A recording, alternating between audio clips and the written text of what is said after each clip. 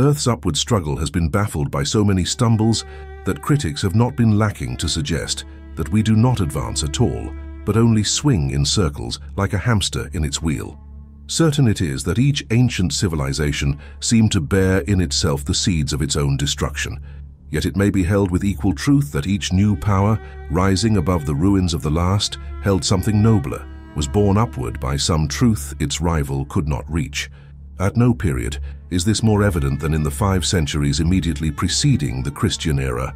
Persia, Greece, Carthage, Rome, each in turn was with some justice proclaimed Lord of the world. Each in turn felt the impulse of her glory and advanced rapidly in culture and knowledge of the arts, and each in turn succumbed to the temptations that beset unlimited success. They degenerated not only in physical strength, but in moral honesty. Let us recognize, however, that the term world ruler, as applied to even the greatest of these nations, has but a restricted sense. When the Persian monarch called himself Lord of the Sun and Moon, he only meant in a figurative way that he was acquainted with no other king so powerful as himself, that beyond his own dominions he heard only of feeble colonies, and beyond those the wilderness. Alexander, when he sighed for more worlds to conquer, had in reality made himself lord of less than a quarter of Asia and of about 1/60th part of Europe. No man and no nation has ever yet been entrusted with the government of the entire globe. None has proved sufficiently fitted for the giant task. Each empire has been, as it were, but an experiment. And beyond the borderline of seas and deserts which ringed each boastful conqueror, there were always other races developing along slower, and it may be surer, lines. In those old days our world was in truth too big for conquest.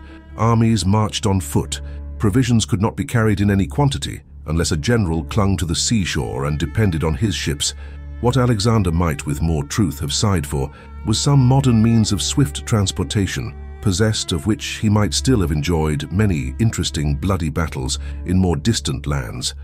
Taking the idea world power in the restricted sense suggested, Persia lost it to Greece at Salamis. As the Asiatic hordes fled behind their panic-stricken king, the Greeks, looking round their limited horizon, could see no power that might vie with them. The idea of pressing home their success and overthrowing the entire unwieldy Persian Empire was at once conceived. But the Greeks were of all races least like to weld earth into one dominion. They could not even unite among themselves. In short, it cannot be too emphatically pointed out that the work of Greece was not to consolidate, but to separate, to teach the value of each individual man. Asia had made monarchies in plenty. King after king had passed in splendid, glittering pomp across her plains, circled by a crowd of obsequious courtiers, trampling on a nameless multitude of slaves. Europe was to make democracies, or at least to try her hand at them. It has been well said that a democracy is the strongest government for defense, the weakest for attack. Every little Greek city clung jealously to its own freedom and to its equally obvious right to dominate its neighbors. The supreme danger of the Persian invasion united them for a moment, but as soon as safety was assured, they recommenced their bickering. Sparta, with her record of ancient leadership, Athens, with her new-won glory against the common foe, each tried to draw the other cities in her train. There was no one man who could dominate them all and concentrate their strength against the enemy. So for a time, Persia continued to exist. She even by degrees regained something of her former influence over the divided cities. Among these, Athens held the foremost rank. She was, as we have previously seen, far more truly representative of the Greek spirit than her rival. Sparta was aristocratic and conservative, Athens democratic and progressive. The genius of her leaders gathered the lesser towns into a great naval league, in which she grew ever more powerful. Her allies sank to be dependent and unwilling vassals, forced to contribute large sums to the treasury of their overlord. This was the age of Pericles. Amid such splendor, it seems captious to point out the flaw. Yet Athenian and all Greek civilization did ultimately decline.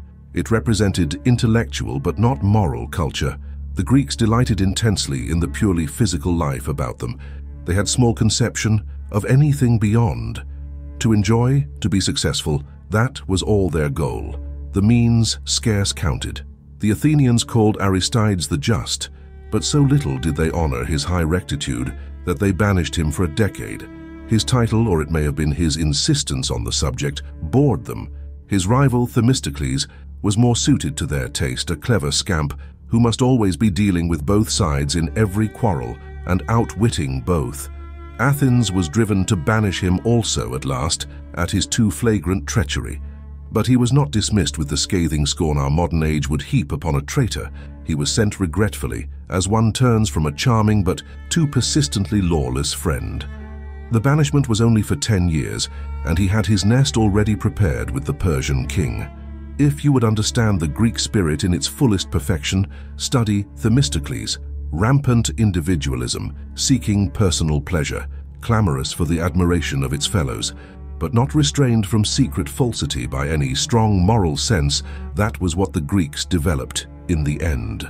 Neither must Athens be regarded as a democracy in the modern sense.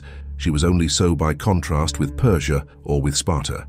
Not every man in the beautiful city voted or enjoyed the riches that flowed into her coffers, and could thus afford, free from pecuniary care, to devote himself to art. Athens probably had never more than 30,000 citizens.